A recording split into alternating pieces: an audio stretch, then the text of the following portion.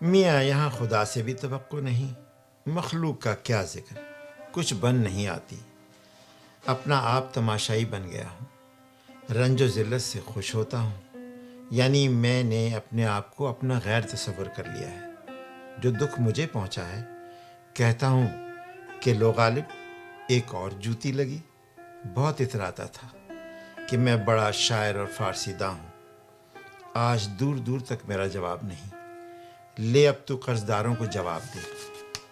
سچ تو یوں ہے کہ غالب کیا مرا، بڑا ملحد مرا، چونکہ یہ اپنے آپ کو قلمرو سخن جانتا تھا، سقر مقر ہادیہ زاویہ خطاب تجویز کر رکھا ہے۔ لو بھائی آ گئے نجم الدولہ بہادر، ایک قرضدار کا گریبان میں ہاتھ، ایک قرضدار بھوگ سنا رہا ہے۔ میں پوچھ رہا ہوں اجی حضرت نواب صاحب، آپ سلجوقی اور افراسیابی ہیں، یہ کیا ہے؟ بے حرمتی ہو رہی ہے، کچھ تو اکسو، کچھ تو بولو۔ بولے کیا بے حیا، بے عزت، کوٹھی سے شراب، گندھی سے گلاب، بزاز سے کپڑا، میوہ فروش سے آم، صراف سے دام قرض لیے جاتا ہے۔ یہ بھی تو سوچا ہوتا کہ دوں گا کیسے۔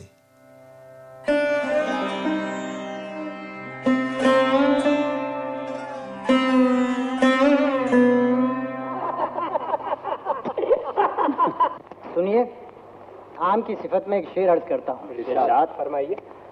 صاحب شاخ و برگو بہار ہے آم، ناز پروردے بہار ہے آم۔ بہت آموں کے بارے میں شعر کہا وہ بھی مشکل۔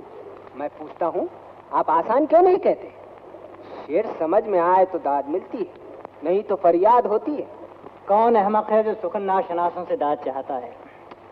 نہ ستائش کی تمنا، نہ صلے کی پرواہ، اگر نہیں ہے میرے اشعار میں مانی نہ صحیح۔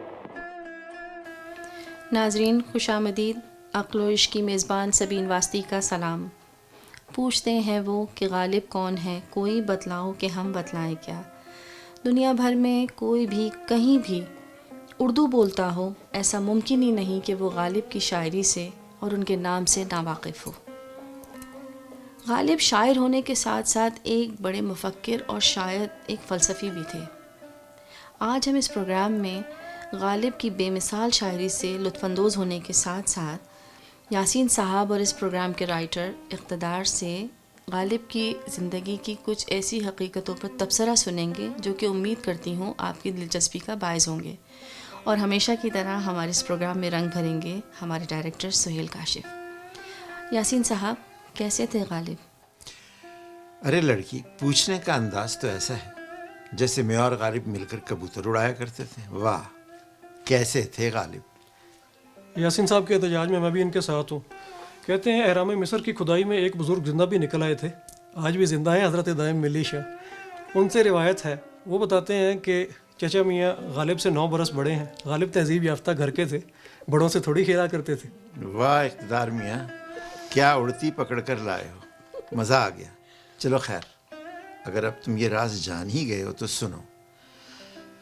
دبیر الملک، نجم الدولہ، ملک الشعراء، شہنشاہ غزل، استاد مرزا اسد اللہ خان غالب 27 دسمبر 1797 میں آگرہ میں پیدا ہوئے۔ یہ سبھی لوگ ایک ہی دن پیدا ہوئے تھے کیا؟ ارے ہاں سبین، 5 جڑواں تھے۔ ہائے اللہ، مگر 5 تھے تو جڑواں کیسے ہوئے؟ پڑواں ہوئے نا؟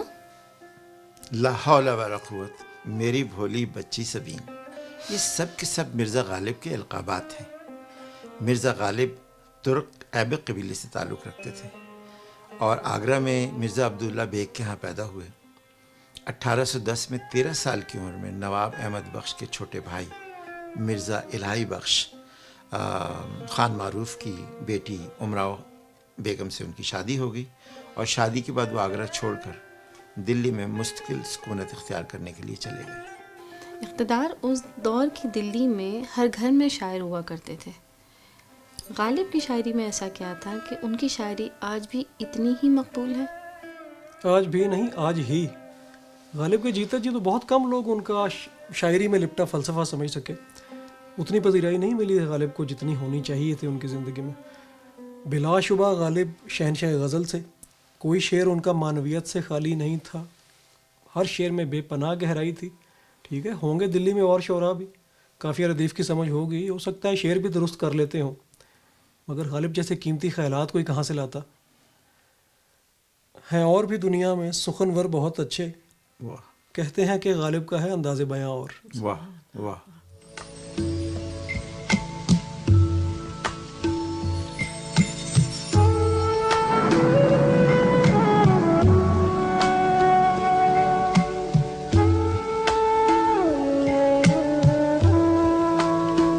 محبت میں نہیں ہے فرق جینے اور مرنے کا، محبت میں نہیں ہے فرق جینے اور مرنے کا، اسی کو دیکھ کر جیتے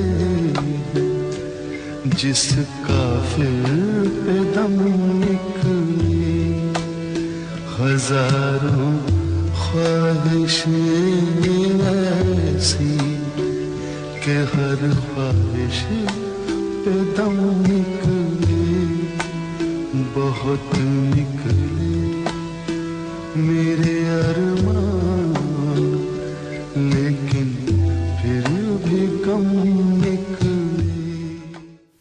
اقتدار نے کہا کہ غالب کو زندگی میں بقدر قامت مقام نہیں ملا، اس کی کیا وجوہات تھی؟ اس کی دو بڑی وجوہات ہیں۔ ایک تو یہ کہ غالب کی شاعری کو اس دور میں مشکل سمجھا جاتا تھا۔ غالب صرف اشاروں سے کام نہیں لیتے تھے، بلکہ احساسات و کیفیات کا تجزیہ کرتے اور اس پر استدلال کرتے۔ جیسے ان کا ایک ہی شعر ہے نا کہ ان آبلوں سے پاؤں کے گھبرا گیا تھا میں، جی خوش ہوا ہے راہ کو پرخار دیکھ کر۔ واہ، کیفیت تبدیل ہوگی دوسرے مصرے میں، بہت اعلیٰ۔ دوسری وجہ استاد ابراہیم ذوق جو کہ شہنشاہ کے استاد تھے، ان کی غالب سے خاصی مخاصمت تھی۔ تو ذوق نے کیا کیا کہ اس وقت انہوں نے ادبی حلقوں اور دربار شاہی میں غالب کی پذیرائی نہیں ہونے دی۔ سنا ہے شہنشاہ ظفر غالب کو خاصا پسند کیا کرتے تھے، تو کیا غالب نے ذوق کی سازشوں کا کوئی سدباب نہیں کیا؟ کیا سدباب کرتے بیچارے؟ ادبی حلقوں میں حسد ہر دور میں رہا ہے، اس دور میں بھی تھا، آج بھی ہے۔ استاد ذوق بہادر شاہ ظفر کے شہنشاہ کے استاد تھے، اور دربار اور اس کے ادبی حلقوں میں ان کا خاصا اثر تھا، بلکہ تسلط تھا۔ ایک مرتبہ یہ ہوا کہ دربار میں ایک مشاعرہ تھا، اس میں مرزا کوئی غزل پڑھ رہے تھے، تو غزل کا مقطع تھا یا شاید اس سے پہلے کا شعر تھا کچھ ایسے کہ بنے ہے ہوا ہے شاہ کا مصاحب پھرے ہے اتراتا۔ تو یہ مصرع پڑھ کے حالات کا موازنہ کرنے کے لیے شہنشاہ کی طرف دیکھا، شہنشاہ کو کچھ بات پسند نہ آئی، ان کو لگا نا کہ استاد ذوق کی نسبت سے بات ہو رہی ہے کہ ہوا ہے شاہ کا مصاحب پھرے ہے اتراتا۔ اب غالب کی حاضر دماغی دیکھیے کہ کیسے پلٹے اگلے مصرے میں، ہوا ہے شاہ کا مصاحب پھرے ہے اتراتا، وگرنہ زمانے میں غالب کی آبرو کیا ہے۔ واہ، غالب میاں تو بڑے حاضر دماغ نکلے۔ یہ بس صرف شاعری تک محدود تھا یا پھر عام طور پر بھی وہ ایسے ہی حاضر جواب تھے؟ ارے غالب کی حاضر جوابی کے تو بہت قصے مشہور ہیں۔ غالب کو آم بہت پسند تھے اور ان کے ایک دوست کو بہت ہی ناپسند تھے۔ ایک بار ایسا ہوا کہ غالب آم کھا رہے تھے، ان کے دوست بھی وہاں موجود تھے، تو غالب نے کیا کیا کہ جو چھلکے بچ گئے وہ ایک وہیں قریب ایک گدھا کھڑا تھا، گدھے کے سامنے ڈال دیے۔ گدھے نے آموں کے چھلکوں کو دیکھا اور آگے چل دیا۔ تو ان کے دوست نے کہا، مرزا غالب میاں دیکھو گدھے بھی آم نہیں کھاتے۔ تو غالب جو تھے انہوں نے مسکرا کے ان کی جانب دیکھا، کہا ہاں میاں درست کہتے ہو، گدھے ہی آم نہیں کھاتے۔ اچھا، بڑے لوگوں، بڑے انٹلیکچوئلز میں ایک پچھلے پروگرام میں بھی ذکر آ چکا ہے، ان تمام کی زندگی میں ایک قدر مشترک ہے کہ بے پناہ دکھ ہوتے ہیں. شاید یہ دکھ ہی انسان کی تعمیر کرتے ہیں. غالب کی زندگی میں بھی بے پناہ دکھ تھے، مگر کمال یہ ہے کہ ان کے باوجود وہ ہنسنے کی صلاحیت رکھتا ہے. یہ جن صاحب کا، جن دوست کا ذکر ہو رہا تھا، ایک مرتبہ غالب نے ان کو کھانے پہ بلایا اپنے گھر. وہ تو گھر پہنچ گئے، غالب کچھ سامان کھانے کا لا رہے تھے، راستے میں جوا کھیلتے لوگوں کو دیکھا، جوئے کی لت تھی، بیٹھ کے 2 کوڑیاں پھینک دی غالب نے بھی. بالکل بیٹھے رہ گئے. اب وہ صاحب بیٹھے انتظار کرتے کرتے شام ہوئی، غصے میں آئے، گھر سے باہر نکلے، کوئلہ اٹھایا، ان کی دیوار پہ گدھا لکھ کے چلے گئے.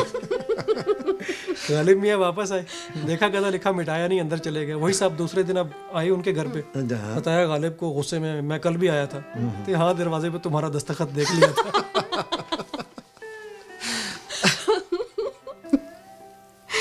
کوئی دکھی انسان ایسی باتیں کرتا ہے کیا؟ اچھا بتائیں، کیا دکھ تھا غالب کو؟ پہلا دکھ تو یہ ہے کہ غالب 6 برس کے تھے تو ان کے والد انتقال کر گئے. ان کے چچا مرزا نصر اللہ بیگ صوبہ اکبر آباد کے گورنر تھے، صوبے دار کہا کرتے تھے اس دور میں. تو انہی نے کفالت کی. بعد میں کچھ عرصے بعد ان کا بھی انتقال ہو گیا. غالب تمام عمر انہی کی پینشن لیتے رہے اور غدر تک ملتی رہی. بلکہ معاف کیجیے گا، مجھے اس لفظ کو تبدیل کرنا پڑے گا. غدر نہیں، غدر تو ان کے لیے نا جن کے خلاف ہوئی تھی. ہمارے لیے تو جنگ آزادی تھی، 1857 کی. تو جنگ آزادی تک وہی پینشن ملتی رہی، لیکن اس کے بعد حالات بہت برے ہو گئے. یہاں تک حال ہو گیا کہ غالب کو لکھنا پڑا کہ قرض کی پیتے تھے میں، لیکن سمجھتے تھے کہ ہاں رنگ لائے گی ہماری فاقہ مستی ایک دن. علاوہ اس کے کسی انسان کی زندگی میں سب سے بڑا دکھ یہ ہوتا ہے کہ اس کو اپنی اولاد کو اپنے ہاتھ سے دفنانا پڑے. بے شک بے شک. مرزا اسد اللہ خان اور امراؤ بیگم کے ہاں 7 بچے پیدا ہوئے اور سبھی بہت چھوٹی عمر میں انتقال کر گئے، اپنے ہاتھوں سے دفنانے پڑے ان کو. پھر مرزا غالب کی جو بیگم کی کیا ایک بھانجا تھا، نام یاد نہیں آ رہا ابھی، اس کو پال لیا. غالب بہت پسند کرتے تھے اس بچے کو، انہی کے ساتھ اوپر والے چوبارے پہ وہ رہا کرتے تھے، کھلایا کرتے تھے، اپنے ہاتھوں سے کھلایا کرتے تھے. وہ بچہ بھی بہت چھوٹی عمر میں بیچارے وفات پا گئے. غالب نے ایک ان کے نام کا ایک مرثیہ، بڑا ہی دلخراش قسم کی ایک نظم لکھی ہے، پڑھی نہیں جاتی. تو یہ کچھ دکھ ہیں جو ان کی زندگی میں تھے، تمام عمر ساتھ ساتھ چلتے رہے. بالکل صحیح کہہ رہے ہو اقتدار. ان کی جو بیگم تھی ان کا نام امراؤ بیگم تھا، اور بہت حوصلے والی خاتون تھی، بہت ہی حوصلے والی خاتون تھی. اچھے اور برے حالات میں بھی انہوں نے مرزا غالب کا ساتھ نہیں چھوڑا، بلکہ ان کی عزت میں بھی کمی نہیں آنی دی. باوجود اس کے کہ ایک پیشہ ور ڈومنی تھی جس کا نام بھاگیہ تھا، وہ غالب کی غزلیں بہت خوب گایا کرتی، تو غالب بھی اس کے بہت دل دادا تھے. آفرین ہے امراؤ بیگم پر. اور مورخ تو یہاں تک کہتے ہیں کہ اگر امراؤ بیگم نہ ہوتی تو غالب نہ ہوتے، بلکہ اسد اللہ نام کے کوئی دکاندار ہوتے. جی وہ کیا انگلش فریز ہے نا، there's always a woman behind a successful man. Of course. تو دنیاوی لحاظ سے تو سکسیزفل ہوں یا نہ ہو، but Ghalib left a legacy that we're still enjoying. بالکل صحیح کہہ رہے ہو تم. حالات تو نصیب سے اچھے برے ہوتے ہیں، اس میں بیچارے غالب کا کیا قصور؟ انسانی حالات اکثر و بیشتر ہمارے ہی اپنے اعمال کا نتیجہ ہوا کرتے ہیں. غالب لاپرواہ تھے، کوئی شک نہیں اس بات میں. برے حالات سے ہر کسی کے مقروض تھے، موچی، بنیے، نائی، بزاز، پنساری، سبھی کے پیسے دینے تھے. اور ایسے میں کہیں سے پیسے آئے تو بجائے اس کے کہ قرض ادا کرتے، مرزا نوشہ جا کے گدھے کے اوپر گدھا بھر کے شراب کی بوتلوں کا گھر لے آئے. تو امراؤ بیگم نے کچھ جھنجھلا کے پوچھا کہ سارے شہر کے تو آپ مقروض ہیں، شراب اٹھا کے لے آئے ہیں، کچھ کھانے کو ہی لے آتے. تو آگے سے جواب ہے کہ رزق کا وعدہ خدا تعالیٰ نے کیا ہے، شراب کا نہیں کیا، لہٰذا یہ اٹھا کے لے آیا. لیکن بہرحال آگے ان کی امراؤ بیگم نے پوچھا کہ ایسے حالات میں عیاشی کے متحمل تو ہم نہیں ہو سکتے. تو غالب نے برجستہ جواب وہاں پہ دیا کہ میں سے نشاط کار کس روسیا کو ہے، یک گونا بے خودی مجھے دن رات چاہیے، مجھے حالات سے بھاگنا ہے.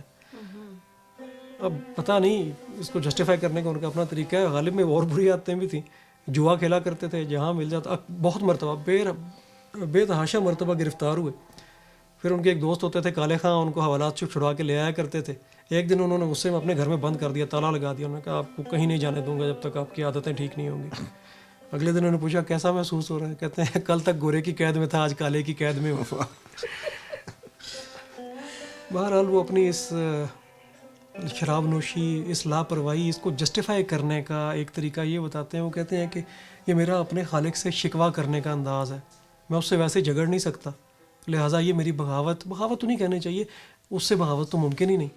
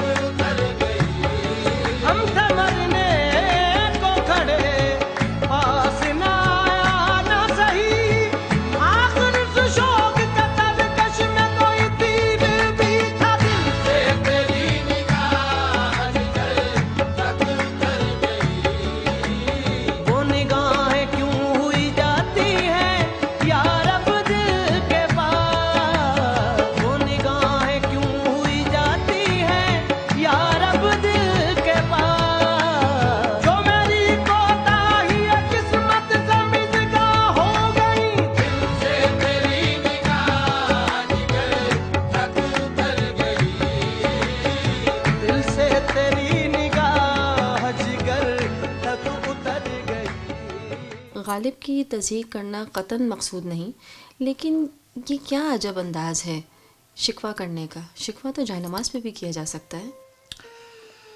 یقیناً اچھا تو وہی ہوتا کہ جائے نماز پر شکوہ کرتے. غالب کی زندگی میں بے پناہ دکھ ہیں، جیسا کہ اقتدار پہلے بیان کر چکے ہیں. بے شمار دکھ ان کے گنا چکے ہیں. پھر اس کے گرد و پیش میں تاریخی حوادث بھی ہیں، جیسے اپنے پیارے شہنشاہ کو انہوں نے در بدر ہوتے دیکھا. جن شہزادوں کے وہ سہرے لکھا کرتے تھے ان کی لاشیں چوباروں پر لٹکی دیکھیں، اور اپنی معشوق دلی کو اپنی آنکھوں کے سامنے لٹتے دیکھا. ایسے میں کسی نے دکھ کا اظہار رو کر کیا ہوگا، کسی نے تشدد کا راستہ اختیار کیا ہوگا، کئیوں نے خودکشی کر لی ہوگی. غالب نے شراب پی اور غزلیں لکھی.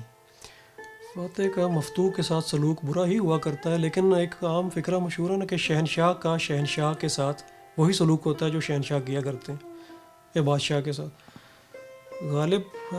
معذرت کے ساتھ غالب کا ذکر آ گیا پھر سے.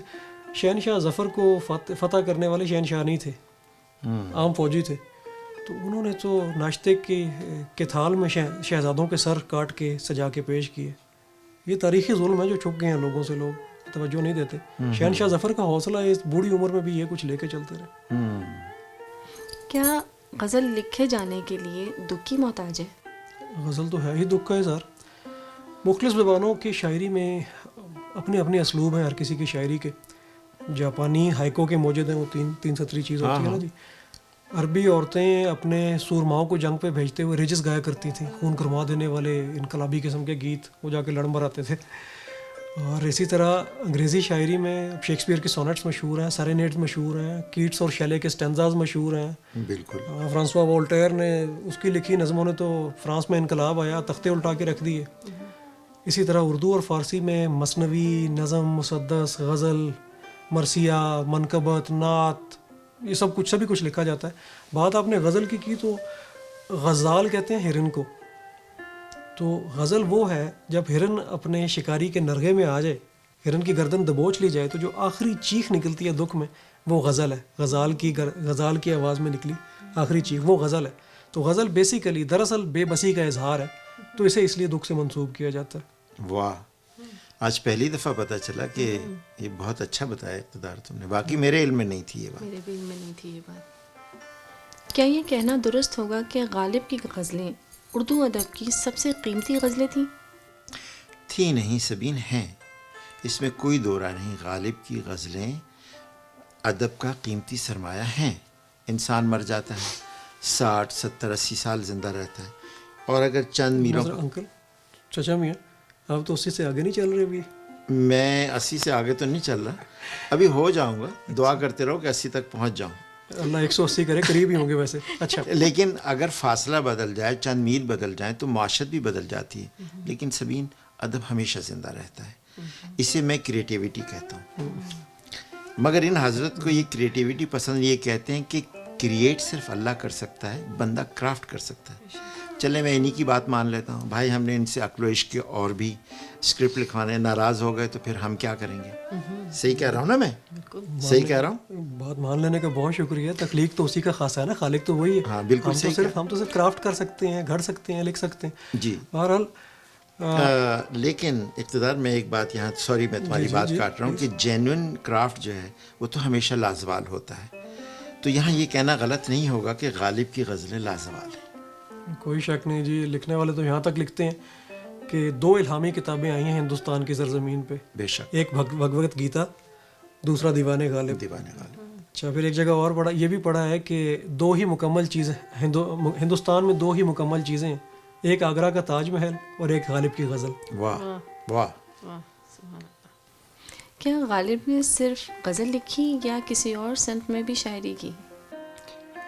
جی سبین، بہت کچھ لکھا، نظمیں، قصیدے، سحرے، منقبت وغیرہ، لیکن زیادہ پذیرائی ان کی غزل کو ملی. بہرحال ان کی منقبت کا ایک شعر ہے جو کہ حضرت امام علی کی شان میں وہ کہتے ہیں کہ غالب ندیم دوست سے آتی ہے بوئے دوست، غالب ندیم دوست سے آتی ہے بوئے دوست، مشغول حق ہوں بندگی بو تراب میں. سبحان اللہ. یعنی غالب لادین تو نہ تھے. جی سبین، ظاہراً شاید وہ پابند شریعت نہ رہے ہوں.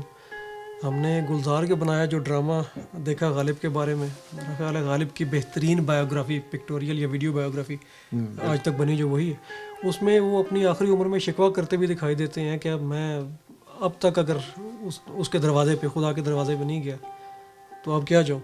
بہرحال ان کی شاعری سے مجھے کچھ اندازہ ہوتا ہے کہ جیسے وہ طریقت کے کچھ اسرار سے آشنا تھے، واقف ہو گئے تھے. بچپن میں ایک شعر پڑھا کرتے تھے، 7ویں 8ویں میں اردو کی کتاب میں ہوا کرتا تھا کہ نہ تھا کچھ تو خدا تھا، نہ ہوتا کچھ تو خدا ہوتا، ڈبویا مجھ کو ہونے نے، نہ ہوتا میں تو کیا ہوتا.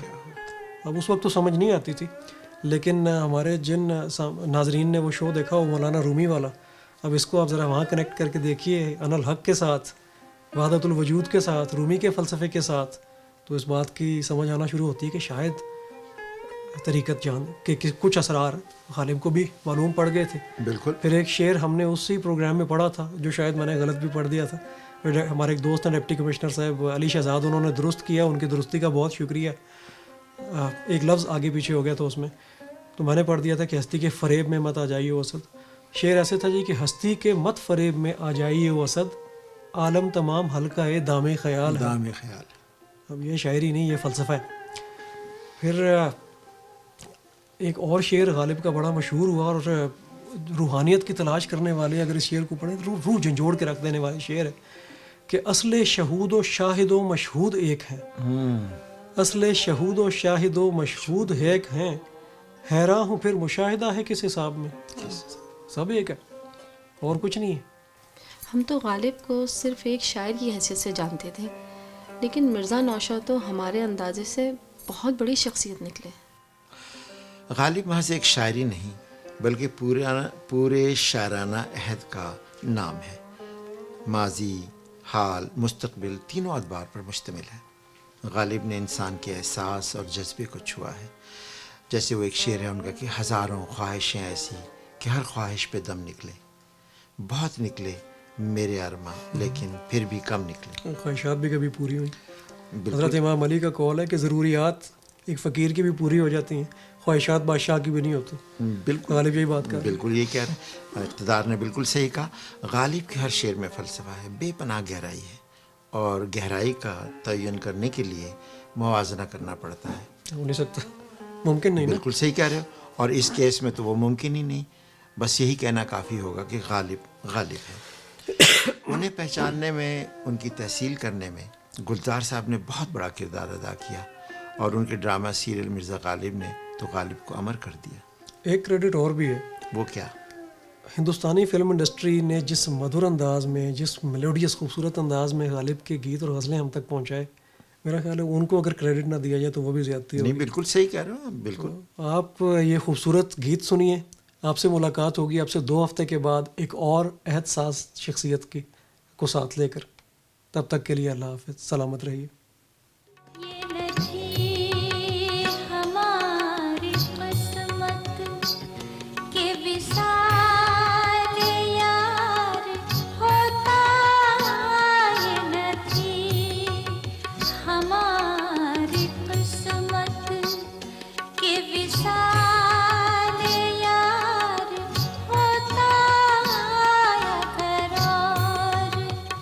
جی